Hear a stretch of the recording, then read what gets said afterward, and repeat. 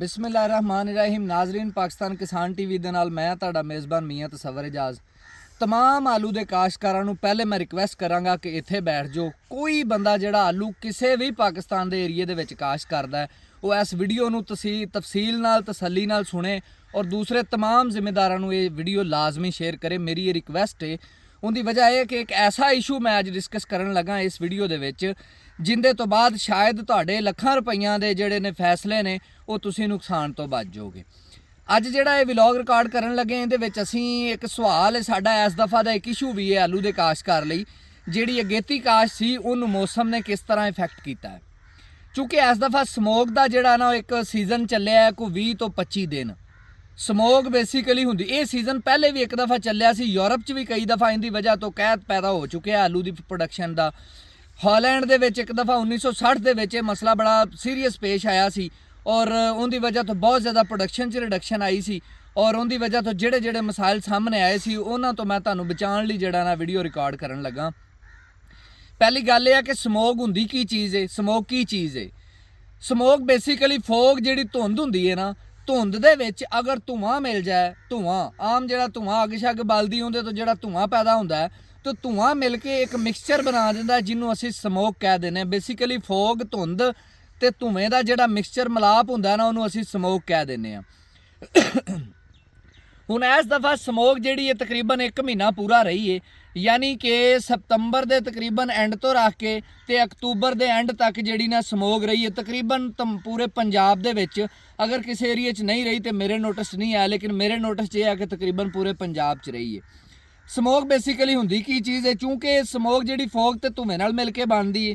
ਧੂਏ ਦੇ ਵਿੱਚ ਜਿਹੜੀ ਨਾ ਉਹ ਕਾਰਬਨ ਡਾਈਆਕਸਾਈਡ ਗੈਸਿਸ ਹੁੰਦੀਆਂ ਨੇ, ਕਾਰਬਨ ਮੋਨੋਆਕਸਾਈਡ ਵੀ ਗੈਸ ਹੁੰਦੀ ਹੈ, ਨਾਈਟ੍ਰੋਜਨ ਦੇ ਆਕਸਾਈਡਸ ਵੀ ਹੁੰਦੇ ਨੇ, ਉਸ ਤੋਂ ਬਾਅਦ ਸਲਫਰ ਦੇ ਆਕਸਾਈਡਸ ਵੀ ਹੁੰਦੇ ਨੇ, ਉਸ ਤੋਂ ਬਾਅਦ ਪਾਰਟੀਕੂਲੇਟ ਮੈਟਰ ਔਰ ਵੀ ਕਾਫੀ ਚੀਜ਼ਾਂ ਹੁੰਦੀਆਂ ਨੇ ਜਿਹੜੀਆਂ ਮਿਲ ਕੇ ਉਹਦਾ ਇਹ ਕਲਰ ਬਣਾਉਂਦੀਆਂ ਨੇ ਔਰ ਜਿਹੜਾ ਉਹ ਫੋਗ ਨਾਲ ਮਿਲ ਕੇ ਤੇ ਸਮੋਗ ਬਣਾਉਂਦਾ। ਇਹ ਸਾਰੀਆਂ ਜਿਹੜੀਆਂ ਚੀਜ਼ਾਂ ਨੇ ਬੇਸਿਕਲੀ ਜਿਹੜੀਆਂ ਨੇ ਇਹਨਾਂ ਆਪਾਂ ਇਹ ਦੇਖਣਾ ਹੈ ਕਿ ਇਹਨਾਂ ਨੇ ਆਲੂ ਦੀ ਫਸਲ ਦੇ ਉੱਤੇ ਅਸਰ ਕਿੰਨਾ ਪਾਇਆ ਹੈ। ਪਹਿਲੀ ਗੱਲ ਇਹ ਆ ਕਿ ਮੈਂ ਕੁਝ ਉਹ ਵੈਰਾਈਟੀਆਂ ਜਿਹੜੀਆਂ ਨੇ ਉਹ ਡਿਸਕਸ ਕਰਨਾ ਚਾਹਾਂਗਾ ਜਿਨ੍ਹਾਂ ਨੇ ਆਲੂ ਦੀ ਫਸਲ ਦੇ ਉੱਤੇ ਜਿਨ੍ਹਾਂ ਵੈਰਾਈਟੀਆਂ ਨੇ ਇਹ ਸਮੋਗ ਦਾ ਸਾਹਮਣਾ ਕੀਤਾ ਔਰ ਜਿਨ੍ਹਾਂ ਦੇ ਉੱਤੇ ਘੱਟ ਅਸਰ ਆਇਆ ਹੈ। ਉਹਦੇ ਵਿੱਚ ਮੇਰੀ ਨਜ਼ਰ ਦੇ ਵਿੱਚ ਜਿਹੜੀ ਮੇਰੀ ਰਿਸਰਚ ਹੈ ਉਹਦੇ ਮੁਤਾਬਕ ਸਾਡੇ ਕੋਲ 3-4 ਵੈਰਾਈਟੀਆਂ ਸਿਰਫ ਸਾਬਤ ਹੋਈਆਂ ਨੇ ਜਿਨ੍ਹਾਂ ਨੇ ਸਮੋਗ ਨੂੰ ਟੋਲਰੇਟ ਕੀਤਾ, ਬਰਦਾਸ਼ਤ ਕੀਤਾ ਔਰ ਬਰਦਾਸ਼ਤ ਕਰਨ ਤੋਂ ਬਾਅਦ ਆਪਣੀ ਜਿਹੜੀ ਨਾ ਮੁਨਾਸਬ ਰਿਡਕਸ਼ਨ ਯਾਨੀ ਥੋੜੀ ਪੈਦਾਵਾਰ 'ਚ ਕਮੀ ਦੇ ਨਾਲ ਉਹਨਾਂ ਨੇ ਪੈਦਾਵਾਰ ਦਿੱਤੀ ਹੈ। ਮਿਸਾਲ ਦੇ ਤੌਰ ਤੇ ਸਾਡੀ ਆਲਰਾਊਂਡਰ ਵੈਰਾਈਟੀ ਜਿਹੜੀ ਹੈ ਮੁਜ਼ੀਕਾ, ਔਰ ਸਾਡੀ ਬਹੁਤ ਪੁਰਾਣੀ ਔਰ ਬਹੁਤ ਅੱਛੀ ਆਲਾ ਕਿਸਮ ਦੀ ਵੈਰਾਈਟੀ ਕਰੋਡਾ, ਔਰ ਤੀਸਰੀ ਵੈਰਾਈਟੀ ਇਹ ਸਾਰੇ ਦੋਨੋਂ ਪੁਰਾਣੀਆਂ ਵੈਰਾਈਟੀਆਂ ਨੇ। ਇਹਨਾਂ ਨੇ ਬਹੁਤ ਹੱਦ ਤੱਕ ਸਮੋਗ ਨੂੰ ਜਿਹੜਾ ਨਾ ਬਰਦਾਸ਼ਤ ਕੀਤਾ ਹੈ। ਯਾਨੀ ਇਹ ਉਹ ਵਾਹਦ ਵੈਰਾਈਟੀਆਂ ਨੇ ਦੋਨੋਂ ਜਿੰਦੇ ਵਿੱਚ ਜਿਹੜੀ ਸਮੋਗ ਦੀ ਵਜ੍ਹਾ ਤੋਂ ਪ੍ਰੋਡਕਸ਼ਨ 'ਚ ਕਮੀ ਆਈ ਹੈ ਪੈਦਾਵਾਰ ਦੇ ਵਿੱਚ ਉਹ ਸਿਰਫ 10% ਦੇ ਕਰੀਬ ਆਈ ਹੈ। 10 ਵੀ ਸ਼ਾਇਦ ਨਾ ਹੋਏ, 7-8% ਦੇ ਕਰੀਬ ਇਹਨਾਂ 'ਚ ਪ੍ਰੋਡਕਸ਼ਨ ਦਾ ਲਾਸ ਆਇਆ ਹੈ ਔਰ ਬਾਕੀ ਵੈਰਾਈਟੀਆਂ ਦੇ ਵਿੱਚ ਤਕਰੀਬਨ 40% ਤੱਕ ਕਨਫਰਮ ਲਾਸ ਆਇਆ। ਬਾਕੀ ਵੈਰਾਈਟੀਆਂ ਜਿਹੜੀਆਂ ਨਵੀਆਂ ਜਿਸ ਤਰ੍ਹਾਂ ਐਸਮੀ ਹੈ, ਡੋਨਾ ਸਟਾਰ ਹੈ, ਇਹ ਉਹ ਐਸਟੈਸ ਜਾਂ ਪੁਰਾਣੀ ਵੈਰਾਈਟੀ ਹੈ, ਇਸ ਤਰ੍ਹਾਂ ਦੀਆਂ ਲਾਰਾ ਹੈ, ਐਲਵਟ ਹੈ, ਬਹੁਤ ਸਾਰੀਆਂ ਵੈਰਾਈਟੀਆਂ ਨੇ ਉਹਨਾਂ ਦੇ ਵਿੱਚ ਤਕਰੀਬਨ 20% ਤੋਂ ਰੱਖ ਕੇ ਤੇ 40% ਤੱਕ ਜਿਹੜਾ ਨਾ ਫਰਕ ਆਇਆ ਹੈ। ਹਾਂ, ਅਲਬੱਤਾ ਇੱਕ ਜਿਹੜੀ ਵੈਰਾਈਟੀ ਹੈ ਨਵੀਂ ਵੈਰਾਈਟੀ ਸਫੈਦ ਦੇ ਵਿੱਚ ਉਹ ਵੈਰਾਈਟੀ ਹੈ ਜਿਹਨੂੰ ਅਸੀਂ ਰਵੀਰਾ ਕਹਿੰਦੇ ਹਾਂ। ਉਹ ਰਵੀਰਾ ਦੀ ਜਿਹੜੀ ਕ੍ਰੌਪ ਹੈ ਉਹਦੇ ਉੱਤੇ ਵੀ ਮੈਂ ਉਹਦੇ 'ਤੇ ਵੀ ਕਾਫੀ ਰਿਸਰਚ ਕੀਤੀ, ਉਹਦੇ ਤੋਂ ਵੀ ਸਾਬਤ ਹੋਇਆ ਕਿ ਜਿਹੜੀ ਰਵੀਰਾ ਵੈਰਾਈਟੀ ਹੈ ਉਹਨੇ ਵੀ ਅਗੇਤੀ ਕਾਸ਼ ਦੇ ਵਿੱਚ ਯਾਨੀ ਸਮੋਗ ਨੂੰ ਟੋਲਰੇਟ ਕੀਤਾ, ਬਰਦਾਸ਼ਤ ਕੀਤਾ ਔਰ ਉਹਨੇ ਵੀ ਆਪਣੀ ਤਕਰੀਬਨ ਕੋਈ 10% ਪੈਦਾਵਾਰ ਦੀ ਕਮੀ ਦੇ ਨਾਲ ਪੈਦਾਵਾਰ ਦਿੱਤੀ ਔਰ ਫਸਲ ਕਾਮਯਾਬ ਹੋਈ ਹੈ। ਹੁਣ ਇਹ ਜਿਹੜਾ ਸਾਰਾ ਵਲੌਗ ਇਹ ਰਿਕਾਰਡ ਕਰਨ ਦਾ ਮਤਲਬ ਇਹ ਆ ਕਿ ਇਹ ਸਾਰੀਆਂ ਵੈਰਾਈਟੀਆਂ ਦਾ ਤੁਹਾਨੂੰ ਪਤਾ ਚੱਲ ਜਾਵੇ ਕਿਉਂਕਿ ਜਿਹੜੀਆਂ ਕਲਾਈਮੇਟ ਚੇਂਜਸ ਨੇ ਉਹ ਸਾਡਾ ਹੁਣ ਸਭ ਤੋਂ ਵੱਡਾ ਚੈਲੰਜ ਬਣ ਚੁੱਕੀਆਂ ਨੇ।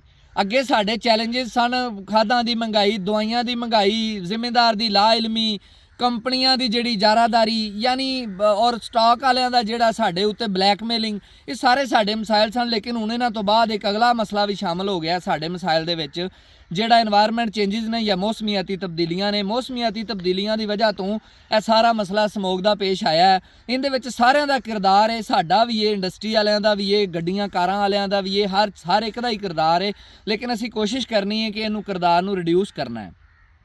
ਬਹਰਹਾਲ ਅੱਜ ਦੇ ਟੌਪਿਕ ਦੇ ਵਿੱਚ ਬੇਸਿਕਲੀ ਤੁਹਾਨੂੰ ਦੱਸਣ ਦਾ ਮਕਸਦ ਇਹ ਸੀ ਕਿ ਅਗਰ ਨੈਕਸਟ ਟਾਈਮ ਅੱਲਾ ਨਾ ਕਰੇ, ਕਿਉਂਕਿ ਦੇਖੋ ਇੱਕ ਦਫਾ ਅਗਰ ਇਹ ਮੈਟਰ ਬਣਿਆ ਤਾਂ ਨੈਕਸਟ ਟਾਈਮ ਵੀ ਬਣ ਸਕਦਾ ਔਰ ਪਿਛਲੇ 3-4 ਸਾਲਾਂ ਤੋਂ ਇਹ ਬਣਦਾ ਵੀ ਆ ਰਿਹਾ ਥੋੜਾ ਥੋੜਾ। ਇਸ ਦਫਾ ਕਾਫੀ ਸੀਰੀਅਸ ਹੋਇਆ। ਅਗਲੇ ਸਾਲ ਦੇ ਵਿੱਚ ਮੈਂ ਇਹ ਕਹਾਂਗਾ ਕਿ ਅਗੇਤੀ ਕਾਸ਼ਤ ਜਿਹੜੀ ਹੁੰਦੀ ਨਾ, ਜਿਹੜੀ ਤਕਰੀਬਨ ਸਤੰਬਰ ਦੇ ਐਂਡ ਤੇ ਹੁੰਦੀ ਹੈ, ਮੁਖਤਲਿਫ ਇਲਾਕਿਆਂ 'ਚ ਹੁੰਦੀ ਹੈ, ਸਾਰੀ ਸਿਆਲਕੋਟ ਤੋਂ ਰੱਖ ਕੇ ਤਕਰੀਬਨ ਉਕਾੜੇ ਤੱਕ, ਕਸੂਰ ਵਾਲਾ ਸਾਰਾ ਏਰੀਆ, ਲਾਹੌਰ ਵਾਲਾ ਏਰੀਆ, ਇਸ ਏਰੀਏ ਦੇ ਵਿੱਚ ਅਗੇਤੀ ਕਾਸ਼ਤ ਹੁੰਦੀ ਹੈ। ਉਸ ਕਾਸ਼ਤ ਦੇ ਵਿੱਚ ਜਿਹੜੀਆਂ 3 ਵੈਰਾਈਟੀਆਂ ਮੈਂ ਤੁਹਾਨੂੰ ਨਾਮ ਲਏ ਨੇ, ਮੈਂ ਰਿਕੁਐਸਟ ਕਰਾਂਗਾ ਕਿ ਜਿਹੜੀਆਂ 3 ਵੈਰਾਈਟੀਆਂ ਨੇ, ਇਹਨਾਂ 3 ਵੈਰਾਈਟੀਆਂ ਨੂੰ ਹੀ ਅਗੇਤੀ ਕਾਸ਼ਤ ਦੇ ਵਿੱਚ ਕਾਸ਼ਤ ਕਰੋ। ਬਾਕੀ ਸਾਰੀਆਂ ਵੈਰਾਈਟੀਆਂ ਨੇ ਆਪਣੀ ਪੈਦਾਵਾਰ ਦੇ ਵਿੱਚ ਬਹੁਤ ਜ਼ਿਆਦਾ ਨੁਕਸਾਨ ਕੀਤਾ ਹੈ ਇਸ ਸਮੋਗ ਦੀ ਵਜ੍ਹਾ ਤੋਂ। ਇਸ ਲਈ ਜਿੰਨੀ ਵੀ ਅਗੇਤੀ ਕਾਸ਼ਤ ਹੈ ਉਹਦੇ ਵਿੱਚ ਇਹ ਹੈ ਕਿ ਸਾਡੀ ਸੇਫਟੀ ਤੇ ਸਿਕਿਉਰਿਟੀ ਜ਼ਰੂਰੀ ਹੈ। ਬਾਕੀ ਅੱਲਾਹ ਤਾਲਾ ਦੀ ਜ਼ਾਤ ਤੋਂ ਮੈਂ ਕਰਮ ਤੇ ਰਹਿਮ ਦੀ ਅਪੀਲ ਕਰਨਾ ਕਿ ਯਾ ਅੱਲਾਹ ਪਾਕ ਜਿਹੜਾ ਨਾ ਕਿਸਾਨਾਂ ਦੇ ਹਾਲ ਤੇ ਰਹਿਮ ਕਰ, ਔਰ ਅਗਲੇ ਜਿਹੜਾ ਆਉਣ ਵਾਲਾ ਮੌਸਮ ਹੈ, ਆਉਣ ਵਾਲਾ ਟਾਈਮ ਹੈ, ਉਹਦੇ ਵਿੱਚ ਜਿਹੜਾ ਨਾ ਕਿਸਾਨਾਂ ਨੂੰ ਇੰਨੀਆਂ ਵੱਡੀਆਂ ਮੁਸ਼ਕਲਾਤ ਦਾ ਸਾਹਮਣਾ ਨਾ ਕਰਾ, ਕਿਉਂਕਿ ਕਿਸਾਨ ਇੰਨੇ ਜੋਗੇ ਨਹੀਂ, ਇਹਨਾਂ ਦਾ ਰਸ ਚੂਸਣ ਵਾਲੇ ਬਹੁਤ ਪਹਿਲੇ ਵੀ ਬਹੁਤ ਸਾਰੇ ਲੋਕ ਨੇ। ਤੇ ਇਹਦੇ ਨਾਲ ਇਜਾਜ਼ਤ ਦਿਓ। ਕਿਸਾਨ ਜ਼ਿੰਦਾਬਾਦ, ਪਾਕਿਸਤਾਨ ਪਾਇੰਦਾ।